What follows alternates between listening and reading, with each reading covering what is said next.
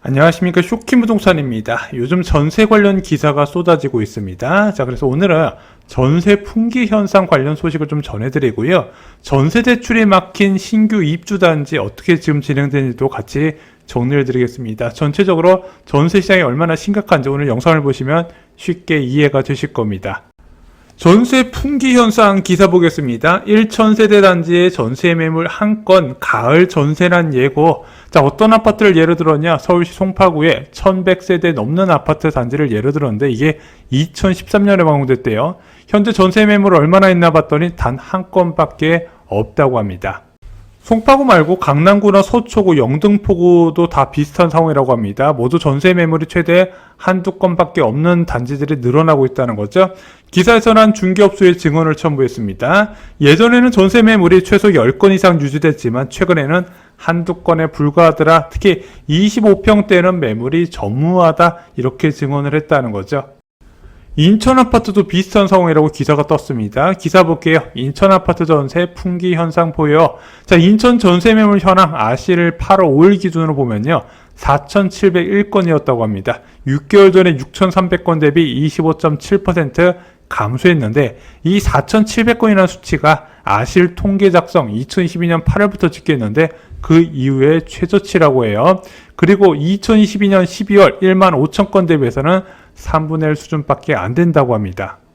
지역별 동향 보겠습니다. 먼저 부평구 같은 경우는요. 전세 매물이 1,009건에서 406건으로 무려 60% 가까이 감소했다고 합니다. 인천 8개 중에서 최대폭으로 감소했다고 그래요. 그래서 부평 센트럴 포레스트, 부평역 화성 파크드림, 부평 두산 위브는 전세 매물이 0건이라고 합니다.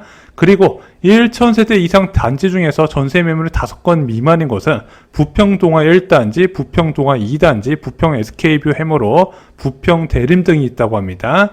자, 서구, 중구, 미추홀구, 남동구 같은 경우는요, 6개월 사이에 전세 매물이 21.2%에서 39.5% 감소했고요. 계양구는 이제 신규 공급이 있으면서 전세 매물이 줄어들지 않았다고 합니다. 실제 2015년 전세값 얼마나 올랐을까요? 삼성역 포레스티아를 예로 들어 보겠습니다. 전용 74 타입 올해 1월에 5억 9천만 원에 거래가 됐는데 최근에는 6억 3천 정도로 한 4천만 원 정도 올라갔습니다. 자, 고덕자에 볼게요. 전용 84 타입 올해 1월에 7억 정도의 거래가 됐는데 최근에는 한 8억 정도의 거래가 된 상태입니다. 자, 포레나 노원 살펴보겠습니다. 1단지 같은 경우는 1월에 6억 8천에서 현재 8억 정도까지 올라간 상황입니다. 그래서 포레스티아 같은 경우는 4천 정도밖에 안 올랐지만 고덕자이나 포레나 노원 같은 경우는 1억 이상 올라갔다는 거죠. 하지만 오르지 않은 지역도 많아요. 자, 신길 뉴타운의 보람의 SK뷰 보겠습니다. 전용 84 타입 올해 1월에 8억 5천만 원이었는데 현재도 8억 5천만 원의 이제 전세 거래가 체결이 되고 있고요. 마포도 크래시 보겠습니다. 전용 59 타입이 2015년 2월에 8억 3천만 원, 현재도 8억 3천만 원 수준입니다. 그래서 이게 전세가 안 오른 지역은 혹시 갭 투자 수요가 많아서 그런 거 아니냐? 전세 매물이 많이 쏟아져서 그런 거 아닌가? 또 그런 것도 아니에요. 삼성역 포레스티아나 앞서 설명드렸던 고덕자이 같은 경우도 갭 투자 수요가 적지는 않거든요. 그 기준으로만 보기엔 좀 어렵고요. 일괄적으로 전세 가격이 올해 많이 올랐다 이렇게 치부하기도 좀 어려운 것 같습니다. 과연 언론들 이야기처럼 전세난이 심할까? 일단은 전세 가격이 올랐든 안 올랐든 전세 매물이 부족한 것은 사실인데요. 이 줄어든 전세 매물 때문에 호가도 올라가는 것도 맞습니다. 하지만 이렇게 높아진 호가에 지금 쉽게 거래가 되지 않다는 건 이거는 좀 분명히 말씀드릴 수 있을 것 같아요. 왜 적어진 전세 매물의 수요가 많지 않을까요? 이게 이제 적어졌으면은 빨리빨리 그 전세 매물을 채갔으면 전세난으로 발전하겠지만 지금 그런 분위기는 아니라는 거죠. 왜? 전세 수요는요. 전세 대출 금리가 결정한다 말씀드렸잖아요. 자, 그러면 이 전세 수요를 브레이크 걸 만한 요인이 있겠네? 자, 바로 대출 금리를 살펴보면 된다는 겁니다. 자, 현재 대출 금리는 3.56%가 가장 저렴해요. 공적 보증 기준으로요. 사적 보증은 더 올라가겠죠. 솔직히 이게 부담스러운 수준이에요.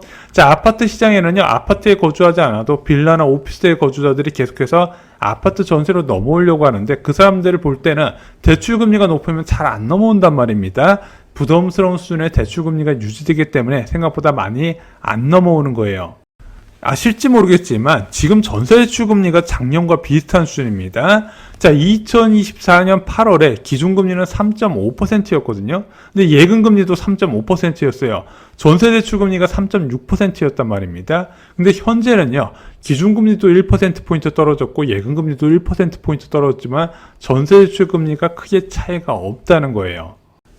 이렇게 전세대출 금리가 높아진 이유, 정부의 가계부채 억제 정책이 가져온 영향이라고 생각을 합니다.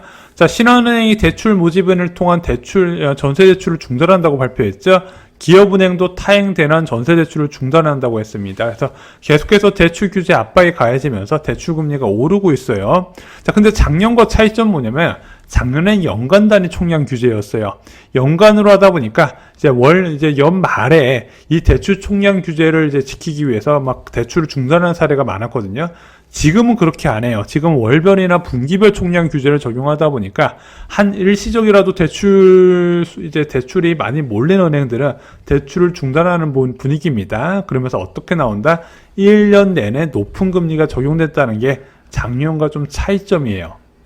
앞으로도 금리는 계속 낮아질 거거든요. 기준금리는. 자, 근데 혹시 내년에 대출 총량 규제가 풀리면 어떻게 될까요? 제가 볼 때는 3% 내외의 전세대출 금리가 책정될 겁니다. 지금보다 0.5%포인트 더 낮을 거예요. 그리고 은행 간의 경쟁 과정에서 2.8, 2.9% 정도 수준의 금리도 나올 수가 있어요. 그러면 지금은 매매의 수요와 공급이 이제 팽팽하게 균형을 맞추고 있지만 이런 식으로 금리가 3%대가 무너지게 된다면요. 지금과 다른 시장이 될 것이다. 전세난이 빨라질 것이다. 그래서 전세대출 금리를 보면서 전세시장을 예상하고 매매시장과 연관시키는 것도 한번 공부해 보시면 큰 도움이 되실 겁니다. 그리고 많은 분들이 궁금하실 만한 소식이 있어요. 전세대출이 막힌 신축단지 어떻게 됐을까요? 자, 627 부동산 대책에서 조건부 전세대출이 금지가 됐습니다. 그러다 보니까 세입자의 전세대출 활용이 불가능해졌어요. 어떤 경우에 한해서 임대인이 바뀌는 경우에 한해서. 근데 신규 입주단지까지 이런 규제가 적용이 됐죠. 입주하는 아파트의 세입자가 전세대출을 받지 못한다는 거 크게 불리할 수밖에 없겠죠. 그래서 한 기사 보겠습니다. 전세대출 막히자 연말 입주단지 현금 세입자 찾기 비상. 입주자 사전 점검 전에 이미 집주인들이 빠르게 움직이고 있다고 합니다. 그래서 현재 중개업소들은 전세 매물의 조건 협의 가능이나 아주 저렴한 전세에 보증금 조정 가능 등의 문구를 내걸고 거래를 유도하고 있다고 해요. 한마디로 임대인 입장에서 별로 좋은 환경은 아니라는 거죠. 한 공인중개업소 관계자의 발언을 보겠습니다. 최소 10억 원 이상의 보증금이 필요한 강남권에서는 대출 없이 전액 현금으로 보증금을 치를 수 있는 세입자 찾기란 쉽지 않다. 그래서 집주인에게 5천만 원 정도에서 1억 정도 가량 조정해 달라고 요구할 수 있는 상황이다. 이렇게 발표를 했습니다. 과연 이게 맞는지 볼게요. 조건부 전세자금 대출 중단이 됐을 때 제일 먼저 집중을 받았던 곳이 메이플자이였습니다. 여기가 627 대책 발표 전후로 입주가 진행됐었어요. 6월 30일부터 8월 28일 서초구 잠원동 대장역을 하는 신축 대단지 아파트죠. 627 대책 전후의 전세 거래액 변화 볼까요? 전용 84제곱미터 기준으로 6월의 평균 거래가는 15억 9천이었습니다. 그런데 7월에 전세 거래액이 어떻게 변했을까요? 14억 9천으로 한 정말 1억 정도 빠진 모습이 나타났습니다. 문제는 7월에는 한 1억 정도 빠진 모습이 나타나는데 8월부터는 오히려 전세 가격이 좀 올라가서 15억대에서 15억에서 16억 사이에 거래되고 있는 분위기예요. 그래도 생각보다 전세 가격이 많이 안 빠졌는데요.